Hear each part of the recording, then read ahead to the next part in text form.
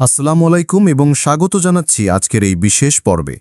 সম্প্রতি একজন বিশিষ্ট রাজনৈতিক বিশ্লেষকের কিছু বক্তব্য আমাদের সামনে এসেছে, যেখানে তিনি দেশের বর্তমান রাজনৈতিক সংকট এবং আসন্ন নির্বাচন নিয়ে বেশ কিছু জোরালো ভবিষ্যদ্বাণী করেছেন। তিনি বলেছেন, ফেব্রুয়ারিতে নির্বাচন হচ্ছে না এবং বর্তমান অন্তর্বর্তী সরকারকে ঘিরে যে অস্থিরতা তা আসলে একটি গভীর রাজনৈতিক খেলার অংশ। তার বিশ্লেষণ নিঃসন্দেহে চিন্তার উদ্রেক করে। আজ আমরা তার উত্থাপিত কয়েকটি মূল পয়েন্টকে একটু ভিন্ন দৃষ্টিকোণ থেকে দেখব এবং একটি ভারসাম্যপূর্ণ পর্যালোচনার চেষ্টা করব। প্রথমেই আসা যাক সবচেয়ে বড় চিকটি নিয়ে, যে ফেব্রুয়ারিতে কোনো নির্বাচন হচ্ছে না। বিশ্লেষকের মতে এটি একটি ফাঁদ, বিশেষ করে বিএনপির জন্য সময় ক্ষেপণ করে রাজনৈতিক দলগুলোকে দ্বিধাগ্রস্ত ও দুর্বল করার একটি কৌশল। এই আশঙ্কাকে একেবারে উড়িয়ে দেওয়া যায় না। রাজনৈতিক দাবা খেলায় এমন চাল অস্বাভাবিক নয়, কিন্তু আমরা কি বিষয়টিকে অন্যভাবেও দেখতে পারি? একটি গণ অভ্যুত্থানের পর গঠিত একটি অন্তর্বর্তী সরকারের মূল দায়িত্ব কি? তাড়াহুড়ো করে একটি নির্বাচন সম্পন্ন করা, নাকি একটি সুষ্ঠু নির্বাচনের জন্য প্রয়োজনীয় ক্ষেত্র প্রস্তুত করা? বছরের পর বছর ধরে যে প্রশাসনিক ও প্রাতিষ্ঠানিক কাঠামো একটি নির্দিষ্ট রাজনৈতিক বলয়ের অধীনে কাজ করেছে, তাকে নিরপেক্ষ করা কি কয়েক মাসের কাজ? নির্বাচন কমিশন পুনর্গঠন, প্রশাসনকে দলীয় প্রভাবমুক্ত করা, একটি নির্ভরযোগ্য ভোটার তালিকা প্রণয়ন, এই কাজগুলো সময় সাপেক্ষ। তাই এই বিলম্বকে কেবল একটি ফাঁদ হিসেবে না দেখে একটি বিশ্বাসযোগ্য নির্বাচন আয়োজনের জন্য প্রয়োজনীয় প্রস্তুতি হিসেবেও তো ভাবা যেতে পারে। একটি ত্রুটিপূর্ণ নির্বাচন দেশকে আরও গভীর সংকটে ফেলতে পারে। সেই ঝুঁকি এড়ানোর জন্য যদি সময় নেওয়া হয়, তবে তাকে একতরফাভাবে নেতিবাচক হিসেবে দেখাটা হয়তো সমীচীন হবে না। দ্বিতীয় যে বিষয়টি তিনি তুলে ধরেছেন তা হল বর্তমান সরকারের দক্ষতা ও যোগ্যতা নিয়ে প্রশ্ন। তার মতে বুদ্ধিজীবী বা সিভিল সোসাইটির প্রতিনিধিদের দিয়ে রাষ্ট্র পরিচালনা সম্ভব নয়, কারণ তাদের রাজনৈতিক অভিজ্ঞতা বা জনগণের সঙ্গে সংযোগ নেই। তিনি নোবেল বিজয়ী রাষ্ট্রনায়কদের ব্যর্থতার উদাহরণও টেনেছেন। এই যুক্তিটিরও একটি পাল্টা দিক রয়েছে।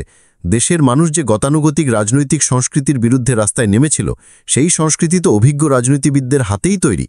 তাহলে সেই পুরনো রাজনীতিবিদদের উপর আস্থা রাখাই কি একমাত্র সমাধান? একটি অন্তর্বর্তী সরকারের প্রধান কাজ দীর্ঘমেয়াদী রাষ্ট্র পরিচালনা নয়, বরং একটি নির্দিষ্ট সময়ের জন্য দেশকে স্থিতিশীল রেখে একটি অবাধ নির্বাচনের আয়োজন করা। এই কাজের জন্য হয়তো প্রথাগত রাজনৈতিক অভিজ্ঞতার চেয়ে সততা, নিরপেক্ষতা এবং প্রাতিষ্ঠানিক জ্ঞান বেশি জরুরি। এই সরকারকে তাদের কাজের মাধ্যমেই মূল্যায়ন করতে হবে। তারা একটি সুষ্ঠু নির্বাচনের ব্যবস্থা করতে পারছে কিনা, সেটাই হবে তাদের সফলতার মূল মাপকাঠি। জ্ঞান, বুদ্ধি বা পরিচিতি দিয়ে রাষ্ট্র চালানো যায় না, এই কথাটি যেমন সত্য, ঠিক তেমনই দুর্নীতিগ্রস্ত ও জনবিচ্ছিন্ন রাজনৈতিক অভিজ্ঞতা দিয়েও যে একটি সুন্দর ভবিষ্যৎ গড়া যায় না, সেটাও তো প্রমাণিত। তৃতীয়ত, তিনি রাজনৈতিক দলগুলোর, বিশেষ করে বিএনপির দ্বিধাগ্রস্ততা এবং অন্যান্য দলগুলোর সুবিধাবাদী অবস্থান নিয়ে যে বিশৃঙ্খলা তৈরি হয়েছে, তার একটি চিত্র তুলে ধরেছেন। এই পর্যবেক্ষণটি অনেকাংশেই বাস্তবসম্মত। বিএনপি একদিকে মধ্যপন্থার কথা বলছে, আবার অন্যদিকে শরিয়া আইনের বিরুদ্ধে না যাওয়ার কথাও বলছে। তাদের নিজেদের মধ্যেই নীতির অস্পষ্টতা প্রকট। একই সাথে ছাত্র আন্দোলন থেকে উঠে আসা নতুন নেতৃত্ব এবং জামায়াতের মতো পুরনো শক্তি নিজেদের জায়গা করে নিতে চাইছে। তবে এই পরিস্থিতিকে শুধু বিশৃঙ্খলা হিসেবে না দেখে একটি রাজনৈতিক রিঅ্যালাইনমেন্ট বা মেরুকরণের প্রক্রিয়া হিসেবেও দেখা যায়। একটি বড় গণ আন্দোলনের পর পুরনো শক্তির ক্ষয় এবং নতুন শক্তির উত্থানের চেষ্টা, এটি একটি স্বাভাবিক প্রক্রিয়া। বিএনপি যে জনসমর্থন হারাচ্ছে তার কারণ শুধু বর্তমান কর্মকাণ্ড নয়, তাদের অতীতের শাসনের স্মৃতিও মানুষের মনে রয়েছে।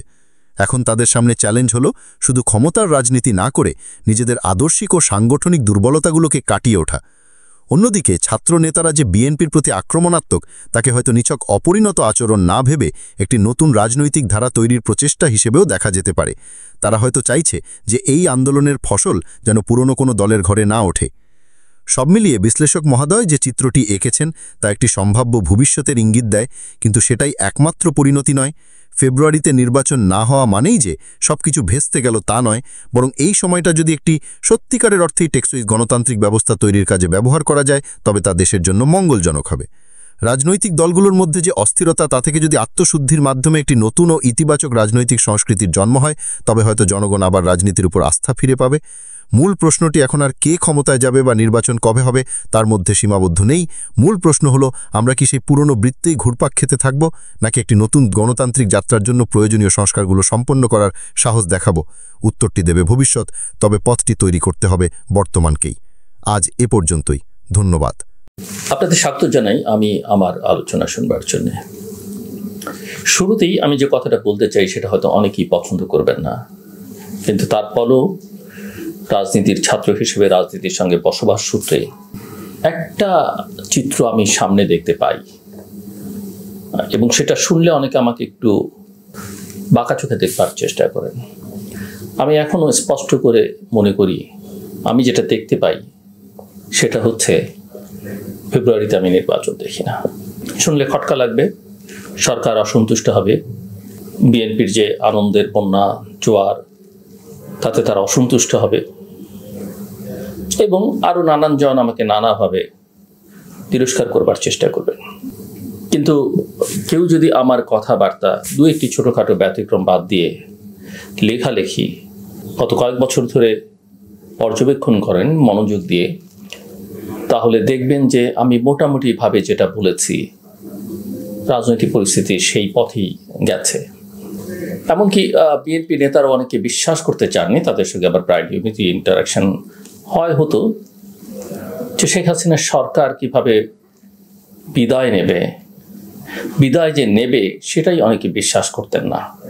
আওয়ামী লীগ যারা করতেন তারা তো একদমই তাদের কল্পনার মধ্যেও সেটা আনতে চাইতেন না। তাদের সঙ্গে আমার প্রায় নিয়মিত এই কথাবার্তা হতো, এবং আমি কথা বহুবার বলেছি যে এই সরকারের পক্ষে নির্বাচন করা সম্ভব নয়।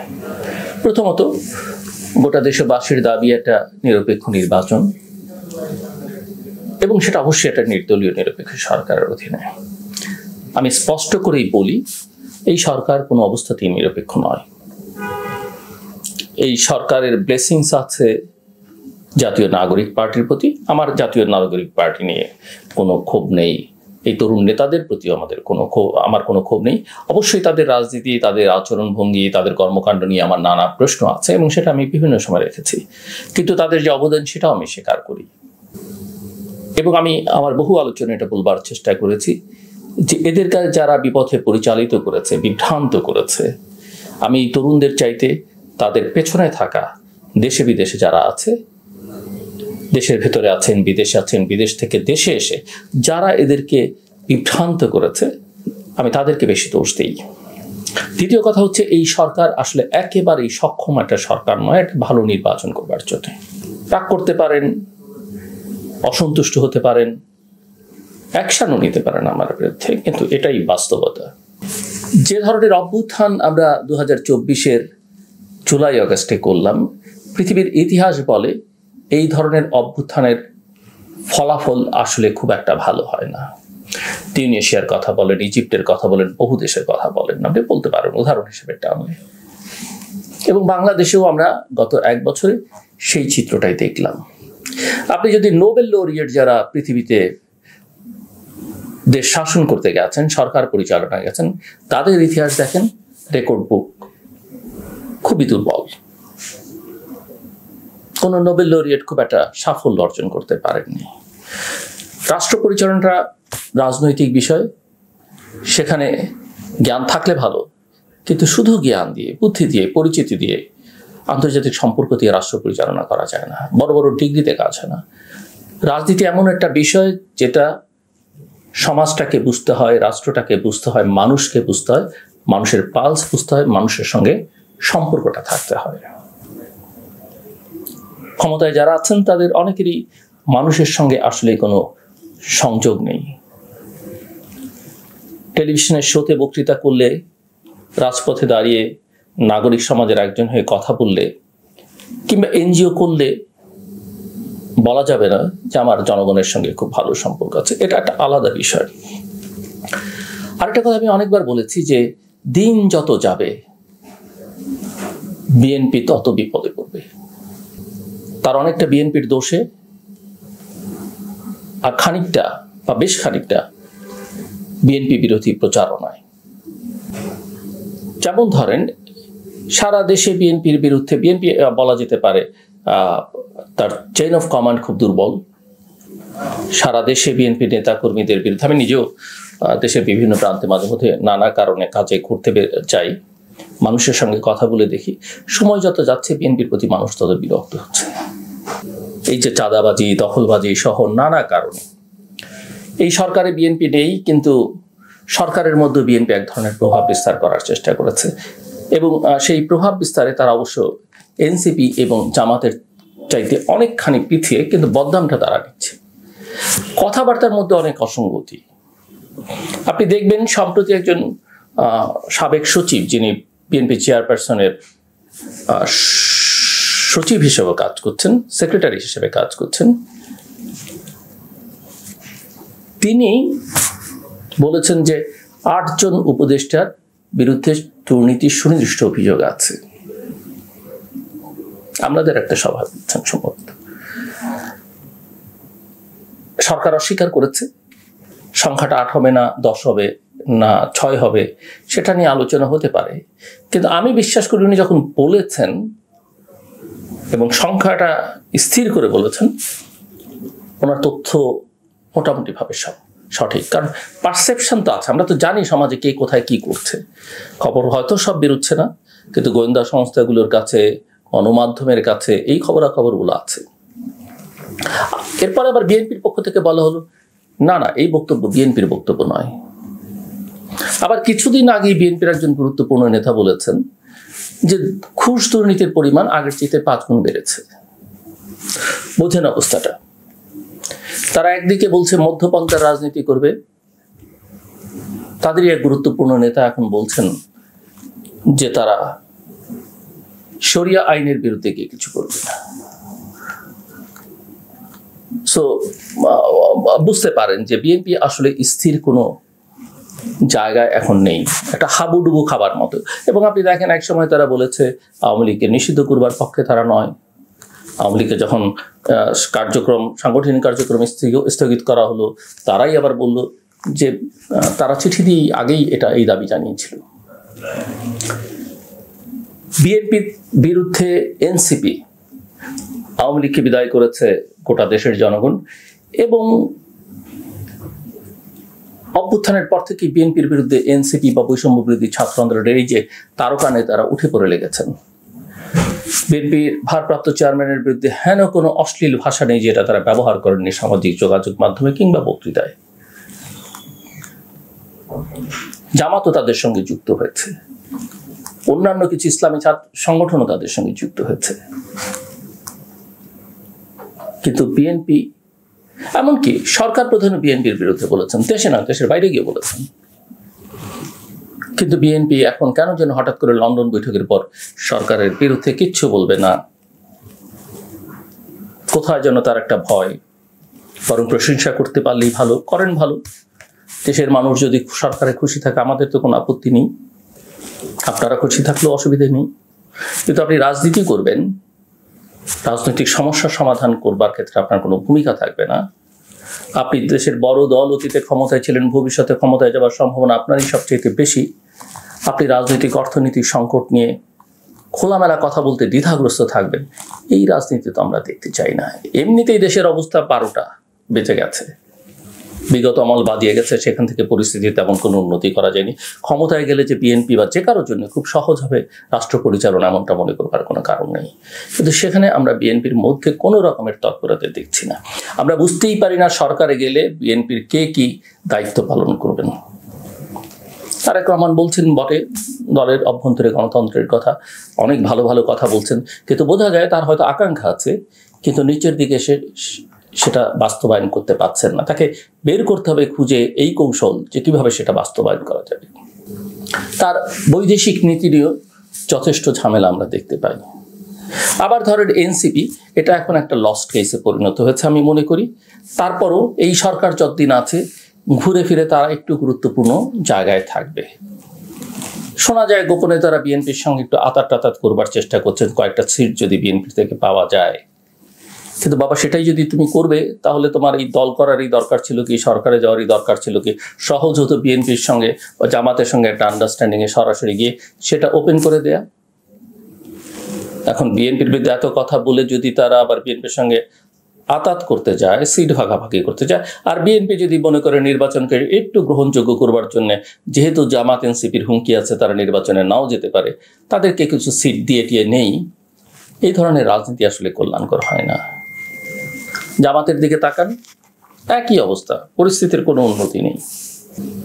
এখন তো তারা মোটামুটি দেশের ইসলামিস্ট ফোর্সগুলোকে এক জায়গায় করতে পেরেছে, বিএনপিকে মোটামুটি ভাবে একটা সাইজ করবার দিকে এগুচ্ছে। ভাবটা এরকম আগামীতে তারা ক্ষমতায় যেতে পারেন, না হলে নিদেন পক্ষে বিরোধী দলে তো যাবেনি, কারণ আওয়ামী লীগ তো নেই। জনগণ যাকে পাঠাবে আমাদের কোনো আপত্তি নেই, বিএনপিকে পাঠাক, জামাতকে পাঠাক, এনসিপিকে পাঠাক, এমনকি আওয়ামী লীগও ফেরত আনুক, সেটা জনগণের সিদ্ধান্ত। কিন্তু আমরা একটা দেশে নিরপেক্ষ নির্বাচন চাই, ভালো নির্বাচন চাই এবং একটা ভালো ব্যবস্থা আমরা চাই। কিন্তু সেই ব্যবস্থার কিন্তু কোনো লক্ষণ আমরা দেখতে পাই না। আওয়ামী লীগেরও একই অবস্থা, কলকাতায় অফিস করে বসে আছেন, এটা করবেন ওটা করবেন, দূর থেকে বলছেন বটে, কিন্তু রাজনীতি করবার জন্য যে সৎ সাহস দরকার, ভুল ত্রুটি যেটা স্বীকার করা দরকার, ক্ষমা প্রার্থনা করা দরকার, ভালো যারা আছে তাদেরকে এই ক্রাইসিস মোমেন্টে সামনে নিয়ে আসা দরকার, সেটা আমরা দেখছি না। জাতীয় পার্টির তো নাটক এখনো শেষ হয় না। কে যে আসলে জাতীয় পার্টি সেটাই এখন বোঝা মুশকিল। দখল পাল্টা দখল নেতৃত্বে এটা আমরা দেখতে পাচ্ছি। সেই জাতীয় পার্টির নেতারা এখন বলছেন, অতীতে যদি আমরা ভুল করে থাকি তাহলে জনগণের কাছে ক্ষমা চাই। যদি মানিটা কি? ভুল আর অন্যায় তো ভরপুর জাতীয় পার্টির ইতিহাস। সেই সামরিক শাসন বা তার পরবর্তী শাসনকাল বাদই দিলাম, গত 15 বছরে যেভাবে আওয়ামী লীগের দোসর হিসেবে কাজ করেছে, এক একটা অগণতান্ত্রিক নির্বাচনকে যেভাবে বৈধতা দেবার চেষ্টা করেছে জাতীয় পার্টি, এর জন্য যে প্রকাশ্যে ক্ষমা চাওয়া উচিত। সো জাতীয় পার্টির হচ্ছে এই অবস্থা। ছোট ছোট দলগুলো কখনো এদিক কখনো ওদিক, কিছুই বোঝা যাচ্ছে না।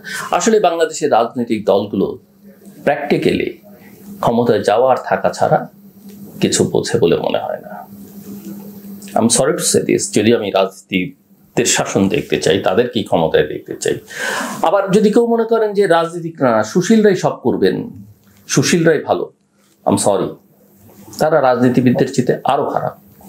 জ্ঞানে গুণে যতই হন না কেন তারা ডেলিভার করতে পারেন না। তারাও সৎ নিরপেক্ষ থাকবার মতো জায়গায় যেতে পারেন না। এটা হয়তো বাংলাদেশের রাজনৈতিক বাস্তবতা, কিছু করবার নেই। এখন কেন হবে না নির্বাচন? ওই যে বললাম নিরপেক্ষ না, ওই যে বললাম সক্ষমতা নেই, নির্বাচনটা তারা আসলে করতেও চান না। এই যে দেখবেন ঐকমত্য কমিশনের এখন আলোচনা হচ্ছে জুলাই সনদ টনদ নিয়ে, এই সনদ টনদে কিন্তু শেষ পর্যন্ত সবাই সম্মত হবে না। এখন প্রশ্ন হচ্ছে কিভাবে হবে? একটা ঘোষণা দেওয়া হয়েছে, যে একটা ধারণা দেওয়া হয়েছে যে ক্ষমতায় যারা যাবেন তারা 2 বছরের মধ্যে বাস্তবায়ন করবেন। জামাত এনসিপি কিন্তু সেটা মানতে চাইছে না। তারা বলছে যে এটা বাস্তবায়ন যোগ্য করতে হবে, কিভাবে বাস্তবায়ন হবে সেটা এখন নির্ধারণ করতে হবে। এখন এলএফের কথা বলা হচ্ছে, গণপরিষদ নির্বাচনের কথা বলা হচ্ছে, গণভোটের কথা বলা হচ্ছে।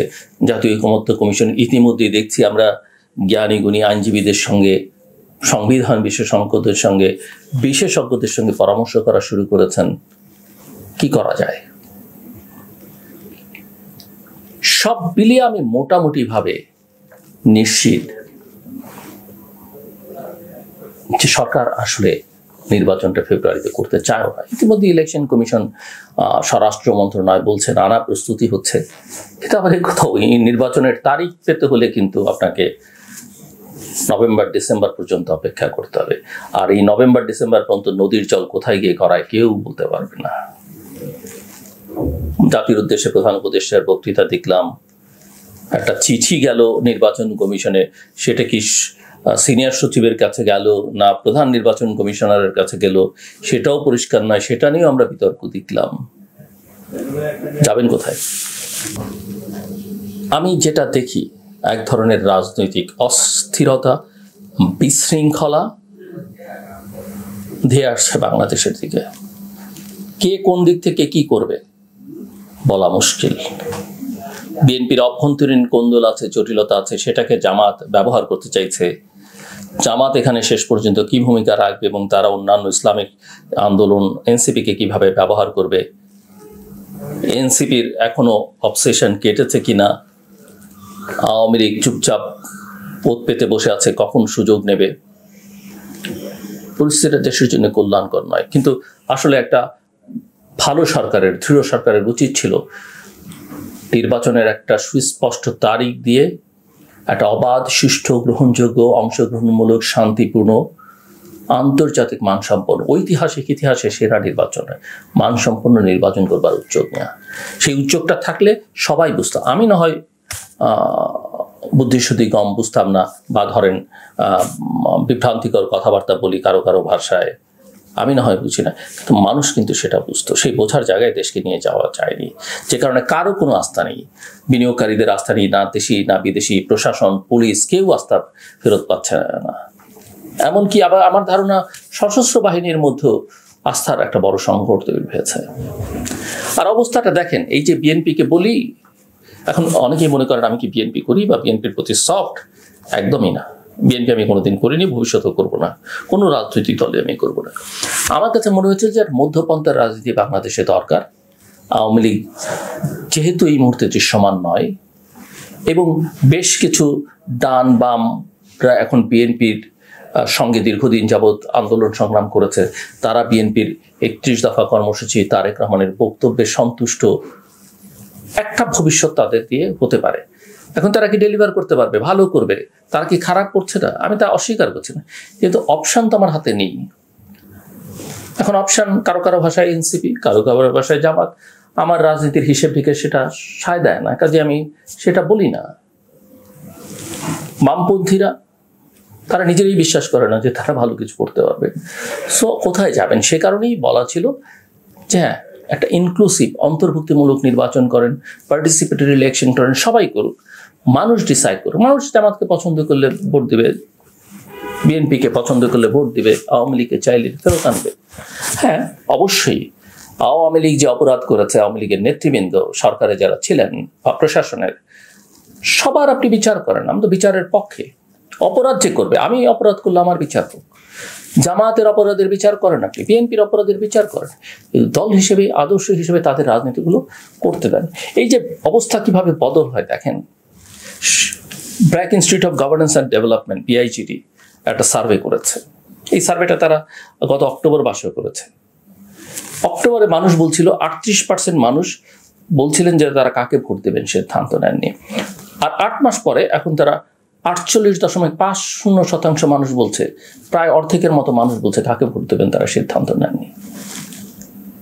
বুঝতে পারেন মানুষের রাজনীতির প্রতি কতটা অনীহা তৈরি হচ্ছে।